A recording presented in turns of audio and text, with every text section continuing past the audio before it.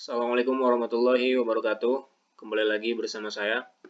Kali ini saya akan membahas soal-soal tentang mata kuliah Mekanika Kekuatan Material atau disingkat MKM. Soal-soal tersebut saya ambil dari buku Mekanika Teknik karangan EP Popov yang sudah diterjemahkan oleh Zainul Asama. Baik, langsung saja kita baca soalnya. Kali ini soal yang akan saya bahas yaitu nomor 1.29. Sebuah balok dengan gaya 450 kN pada satu ujungnya diikat oleh kabel penyokong, seperti yang terlihat dalam gambar. Hitunglah komponen-komponen horizontal dan vertikal dari reaksi-reaksi pada A, B, dan D. Bila tegangan tarik izin adalah 140 MPa dan tegangan desak izin adalah 70 MPa, berapakah luas penampang yang diperlukan untuk batang AC, BC, dan CE? Nah, ini adalah gambar soal pada nomor 1.29, di mana di sini ada batang DEF dengan gaya sebesar 450 kN pada titik F. Lalu ada kawat, berarti nanti di sini ada tegangan tali. Lalu di sini ada tumpuan. Tumpuan di sini kita nanti asumsikan adalah tumpuan engsel. Dan di sini ada sebuah kerangka A, C, dan B, kita sebut saja seperti itu. Nah, di titik B ada tumpuan, engsel juga, dan di titik A juga ada tumpuan. Nah, nanti kita asumsikan ini seperti apa. Nah, lalu sudah ada jarak antara titik A dan C secara horizontal, secara vertikal juga sudah ada, jarak antara titik A dan B juga sudah ada. Nah, nanti akan kita bahas video selanjutnya. Pertama-tama kita harus menggambar dulu diagram benda bebas atau DBB dari balok DEF. Ini adalah sebuah balok D, E, dan F, di mana ada sebuah gaya 400 kN dengan arah ke bawah. Lalu ada gaya tegangan tali, kita sebut saja TEC. Lalu ada reaksi tumpuan, dengan di sini saya mengasumsikan bahwa tumpuannya adalah engsel, berarti ada dua buah gaya yaitu RDY dan RDX dengan arah RDY ke atas dan RDX ke kanan. Nah, untuk mencari gaya pada TEC ini, kita harus membuat persamaan kesetimbangan momen, di mana sigma MD sama dengan 0 dengan dengan putaran berlawanan arah jarum jam positif. Maka dari TEC ini kita harus menguraikan dulu gaya ke arah sumbu X dan arah sumbu Y. Di mana sini saya sudah buat yaitu TECY arah ke atas dan TECX dengan arah ke kiri. Maka kita bisa cari TECY dikali 15 karena momen itu adalah gaya dikali jarak yang tegak lurus. Maka TECY dikali 15 arahnya CCW dikurang 400 kN dikali 24. Kenapa dikurang? Karena 400 ini arahnya terhadap titik D adalah clockwise, searah jarum jam. Berarti dia adalah negatif. Dan di sini 24 meter adalah penjumlahan dari 15 meter ditambah 9 meter. Sama dengan 0. TECY kita bisa peroleh yaitu 24 per 15 dikali 400 kN. Maka diperoleh TECY 640 kN. Lalu kita terapkan kesetimbangan gaya, dalam hal ini adalah sigma FY sama dengan 0 dengan asumsi ke atas adalah positif.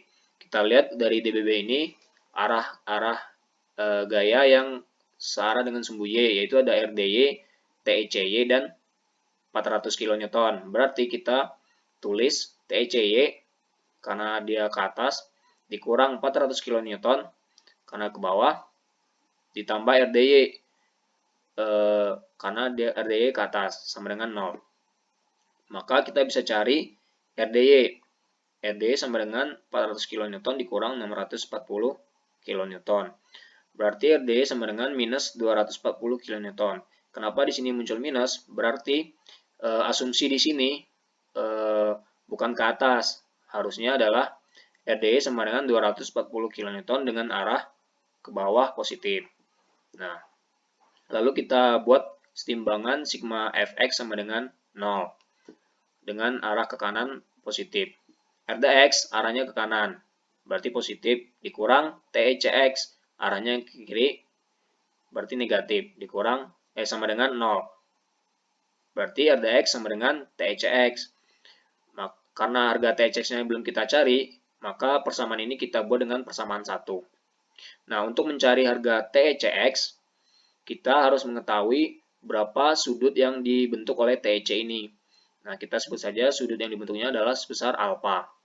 Untuk mencari alfa, kita harus tahu jarak antara E dan D dan E dan C yang terhubung ke titik C. Nah, kita buat segitiga seperti ini. D dan E itu jaraknya 15 meter, sedangkan D dan C jaraknya 12 meter yang sudah ada pada soal. Nah, untuk mencari alfa berarti kita menggunakan rumus tan alfa sama dengan D per SA, depan sudut per samping sudut. Depan sudut adalah 12 dan samping sudut adalah 15. Berarti alfa adalah arcus tan dari 12 per 15. Maka diperoleh alfa sama dengan 38,65 derajat.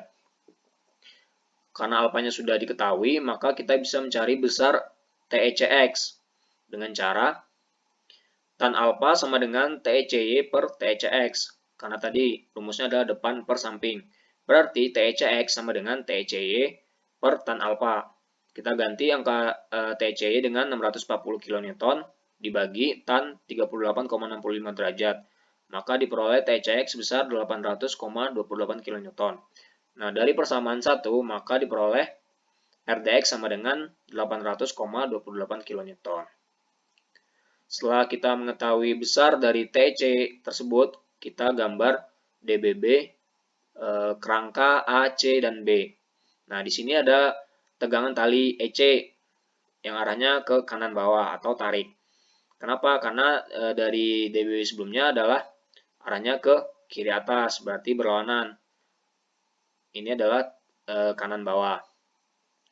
Nah, di titik A dan titik B adalah gaya reaksi tumpuan, di mana sini saya mengasumsikan bahwa di titik B itu terjadi tumpuan Engsel dan di titik A itu adalah tumpuan roll. Berarti kalau di tumpuan Engsel ada dua buah gaya, yaitu RBY dan RBX, dengan RBY arahnya ke atas dan RBX arahnya ke kanan. Lalu ada RAX, saya mengasumsikan arahnya ke kiri. Nah, untuk mencari harga RAX, RBX, dan RB, maka kita menggunakan persamaan kesetimbangan momen. Dalam hal ini adalah sigma momen di titik B sama dengan 0. Dengan asumsi putaran berlawanan arah jarum jam positif. Berarti, saya bisa tulis RAX dikali 21. RAX ke kiri dikali jarak yang tegak lurus dari titik A ke titik B, yaitu 21 meter. Dikurang TECX. TECX arahnya ke kanan dikali 12 meter. 12 meter itu adalah jarak dari titik C ke titik B. Momen yang dibentuk oleh TECX ini adalah searah dengan jarum jam, berarti harganya negatif. Lalu TECY yang arahnya ke bawah dikali 12 meter, yaitu jarak dari titik C ke titik B secara horizontal, sama dengan 0. Lalu kita bisa memperoleh RAX ya sama dengan 12 TCX ditambah 12 TCY per 21. Kita ganti harga TCX dengan 800,28 kN ditambah 12 meter dikali 640 kN, yaitu TCY dibagi 21 meter. Lalu RAX sama dengan kita peroleh 823 kN. Selanjutnya kita terapkan sigma persamaan kesetimbangan gaya, dalam hal ini adalah sigma FB sama dengan 0 dengan asumsi ke atas adalah positif. Nah, berarti yang gaya yang menuju yang searah sumbu Y yaitu adalah TCY dan RBY. Dengan RBY adalah ke atas dan TCY adalah ke bawah, berarti RBY dikurang TCY sama dengan 0. RBY sama dengan TCY. Harga TCY adalah 640 kN. Lalu kita terapkan kesetimbangan gaya, dalam hal ini adalah sigma Fx sama dengan 0 dengan asumsi ke kanan adalah positif. Nah, kita lihat dari DBB yang ke kanan adalah TCX, lalu ada RBX, dan yang ke kiri adalah RAX. Maka kita tulis THX ditambah RBX dikurang RAX sama dengan 0. RBX sama dengan RAX dikurang THX. RAX harganya sudah kita peroleh 823 kN dikurang 800,28 kN, maka diperoleh RBX sebesar 22,72 kN.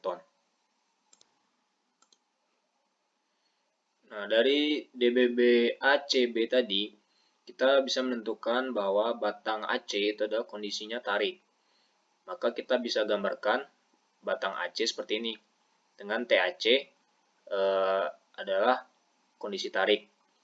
Nah, kita sudah mengetahui juga di soal jarak dari titik A ke titik C secara horizontal ini adalah 12 meter. Nah, kita bisa cari juga kemiringan dari segitiga ini dengan cara Pitagoras. Lalu kita tentukan besar TAC. Nah, TAC di sini adalah berarti 15/12 dikali RAX. RAX sudah kita cari tadi harganya yaitu 823 kN. Maka diperoleh TAC sebesar 1028 kali 75 kN. Selanjutnya kita buat juga kondisi batang BC. Nah, dari diagram benda bebas ACB tadi, kita bisa mengetahui bahwa batang BC ini mengalami gaya tekan. Maka kita bisa buat gambar batang BC seperti ini. Dengan di sini ada sebuah gaya TBC dan jarak sudah diketahui 12 meter 12 meter. Maka kita bisa memperoleh kemiringan dari BC ini adalah 16,97 dari Pitagoras. Lalu kita cari besar TBC ini adalah dengan cara 16,97 dibagi 12 dikali RBX. RBX-nya sudah kita cari di sebelumnya yaitu 22,72 kN. Maka diperoleh TBC sebesar 32,12 kN. Lalu kita mencari tegangan yang terjadi pada batang AC dan batang BC. Karena tegangan pada batang AC adalah tarik, maka sigma izin harus lebih besar dari sigma yang terjadi. Sigma yang terjadi di sini adalah gaya tarik dibagi luas. Karena yang kita cari adalah luas, maka A lebih besar dari TAC per sigma izin. Tinggal ganti harga TAC 1028,75 kN dibagi 0,14 megapascal. 0,14. Sementara di soal diketahui 140 megapascal, saya konversikan menjadi 0,14 kN per milimeter kuadrat. Maka diperoleh A sebesar 7,34 mm kuadrat. Lalu tegangan tekan pada batang BC, maka sigma izin harus lebih besar dari sigma yang terjadi. Sigma yang terjadinya adalah gaya tekan dibagi luas. Maka luas sama dengan harus lebih besar dari TBC per sigma izin. Harga TBC adalah 32,12 kN dibagi sigma izin yang sudah diketahui di soal yaitu 70 MPa atau saya konversikan menjadi 0,07 kN per milimeter kuadrat. Maka diperoleh luas 458,85 mm kuadrat. Oke, sekian.